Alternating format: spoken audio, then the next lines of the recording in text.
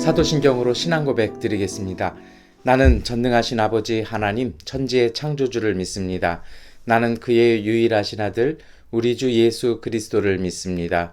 그는 성령으로 잉태되어 동정녀 마리아에게 나시고 본디오 빌라도에게 고난을 받아 십자가에 못 박혀 죽으시고 장사된 지 사흘 만에 죽은 자 가운데서 다시 살아나셨으며 하늘에 오르시어 전능하신 아버지 하나님 우편에 앉아 계시다가 거기로부터 살아있는 자와 죽은 자를 심판하러 오십니다. 나는 성령을 믿으며 거룩한 공교회와 성도의 교제와 죄를 용서받는 것과 몸의 부활과 영생을 믿습니다. 아멘. 찬송가 364장 찬송 드리겠습니다. 내 기도하는 시간 그때가 가장 즐겁다. 이 세상 근심 걱정에 얽매인 나를 부르사 내 진정 소원 조 앞에 낱낱이 바로 아뢰어 근불행 당에 솔풀대 나 위로 받게 하시네.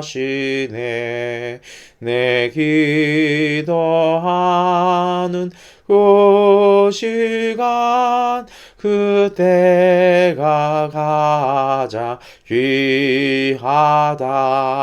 저 광야 같은 세상을 끝없이 방황하면서 위태한 길로 나갈 때 주께서 나를 이끌어 윤보좌 앞에 나아가 은혜 받게 하시네.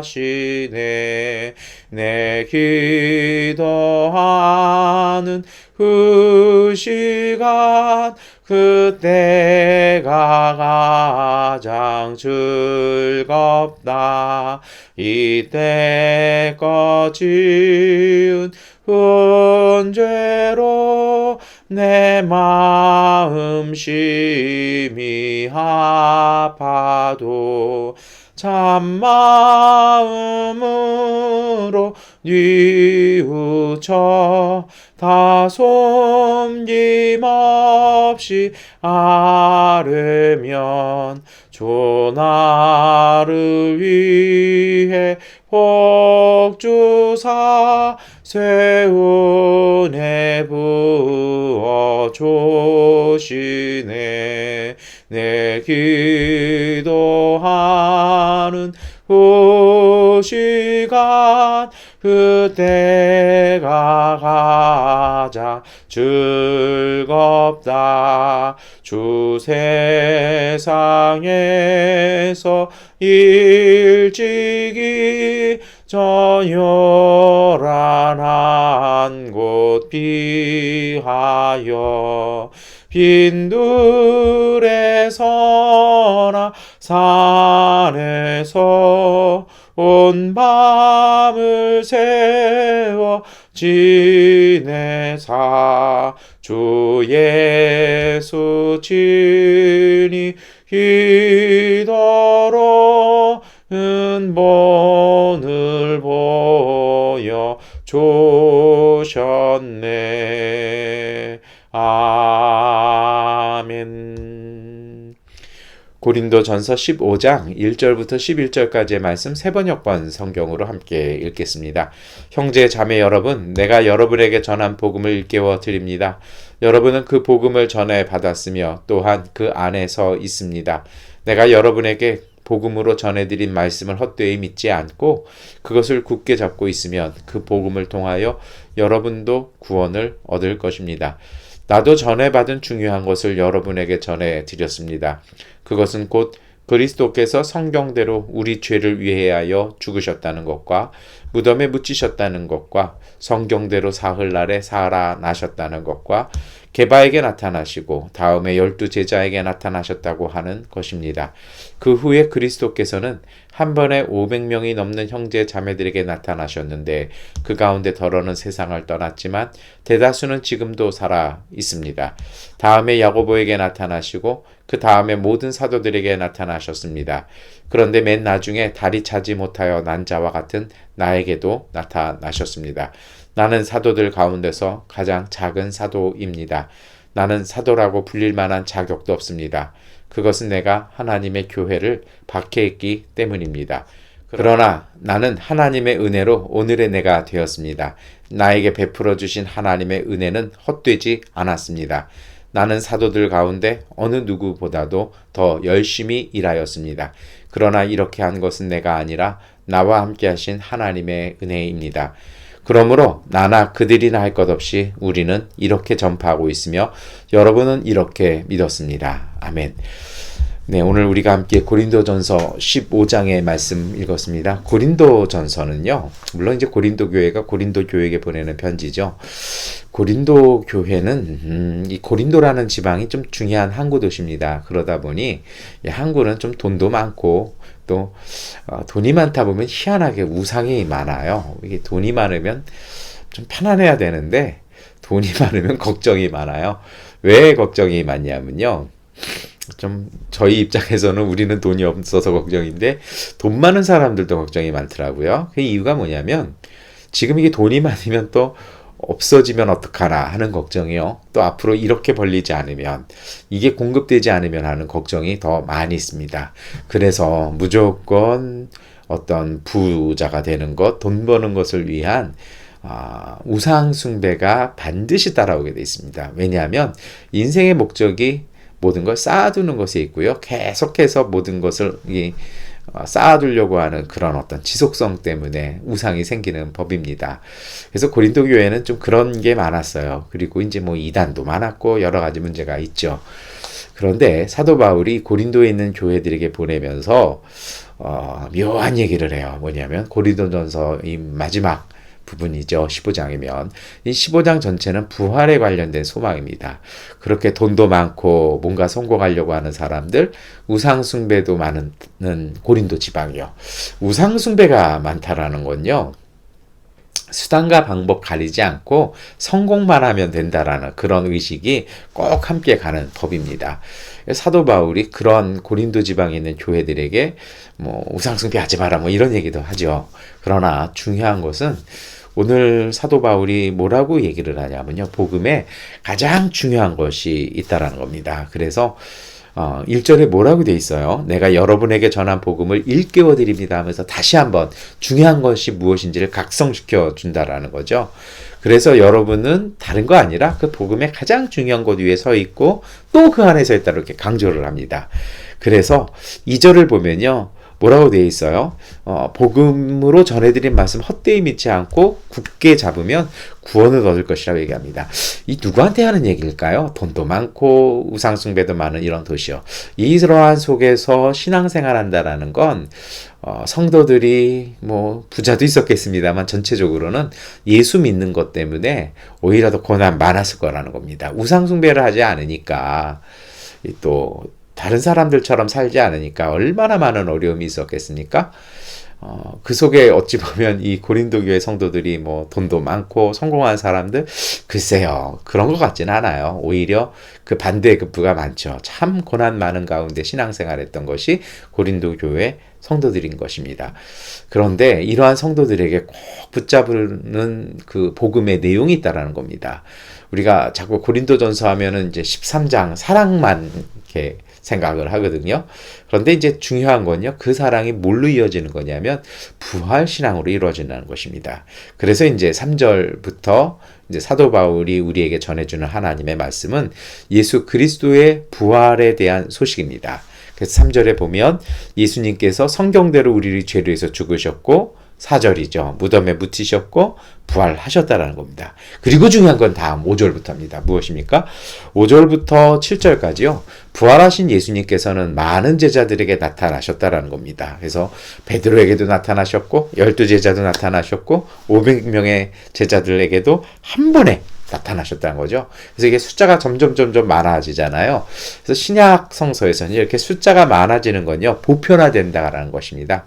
베드로라는 특별한 제자 한 사람이 아니라 12제자, 그리고 500명이 넘는 형제 자매, 그리고 이어지는 건요, 무슨 얘기입니까? 500명에게 나타나셨다라는 건 예수를 믿는 모든 사람들에게도 예수님은 나타나신다라는 겁니다. 그리고 그것을 목격한 사람들이 현재 우리와도 함께 있다라는 것입니다. 그리고 나서 7절부터는요, 어떤 얘기를 합니까?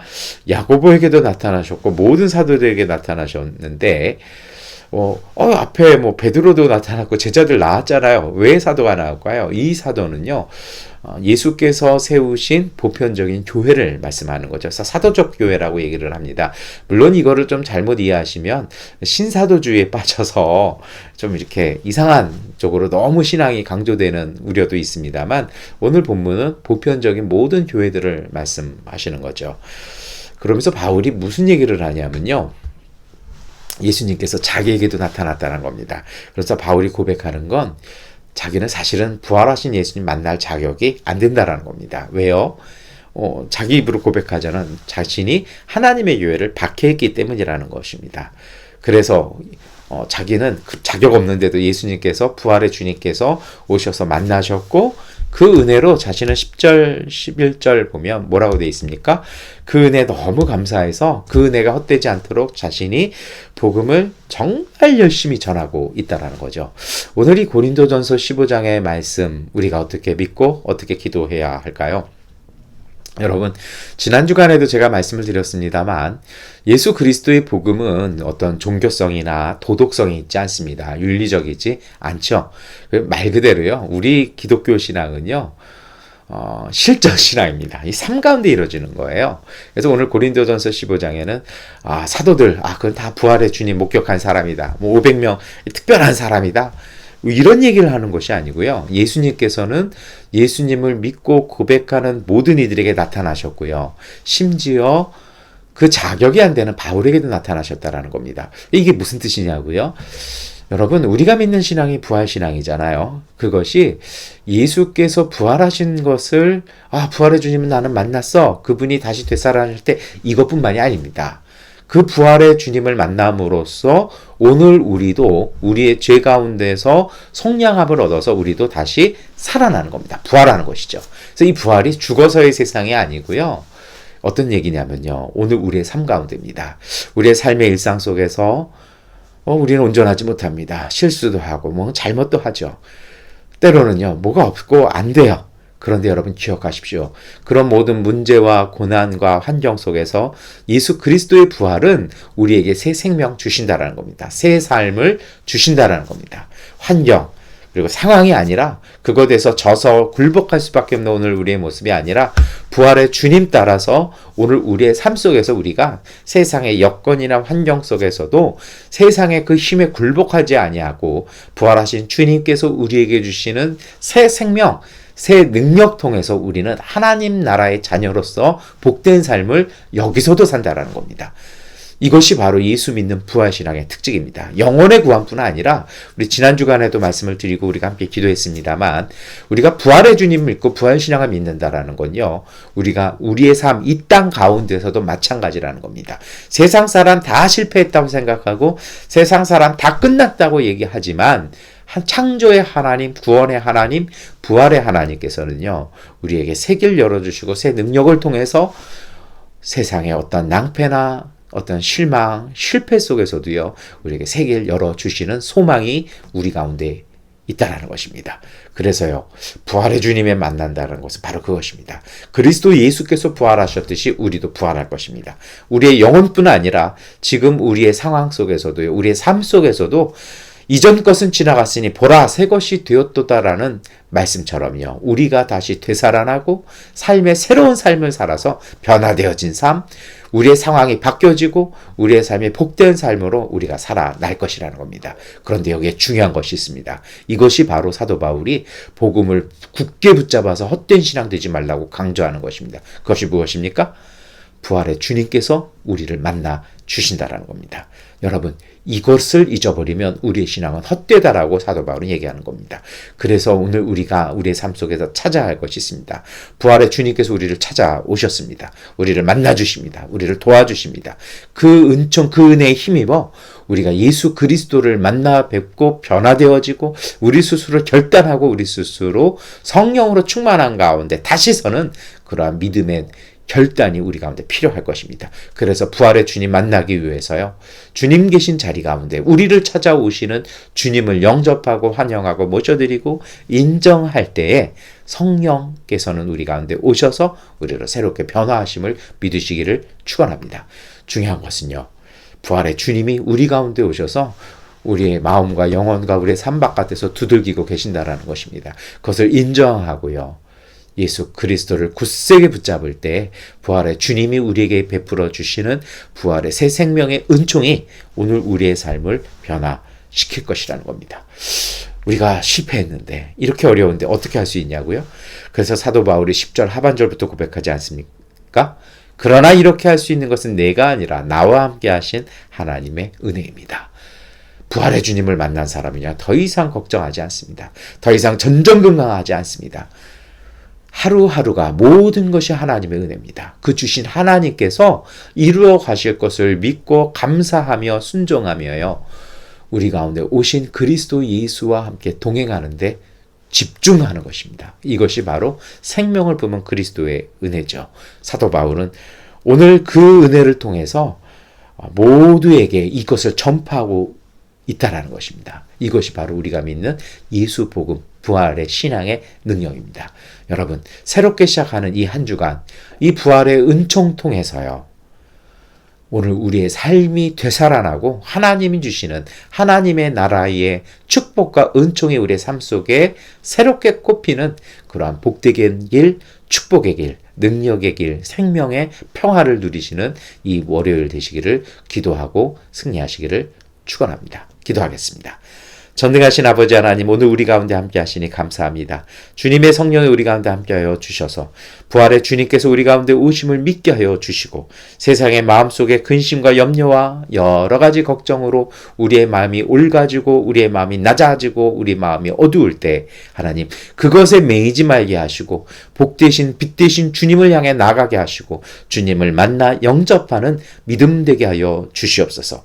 부활의 주님께서 우리를 만나 주시고 우리가 주님 앞에 순종하고 고백할 때 보혜사 성령께서 친히 우리 가운데 역사하시고 우리 가운데 불같은 능력으로 우리를 새롭게 하시고 하나님 우리 삶 가운데 부활의 은총으로 새 생명과 새로운 하나님 나라의 삶으로 거듭나는 변화와 은총의 축복 누리고 사는 믿음의 가족들 되게 하여 주시옵소서. 오늘 이 시간 이 아침 기도하고 구할 때 하나님의 은총이 함께하여 주셔서 새날 새 한 주간을 복된 삶 살아가는 믿음의 월요일 되게 하여 주시옵소서.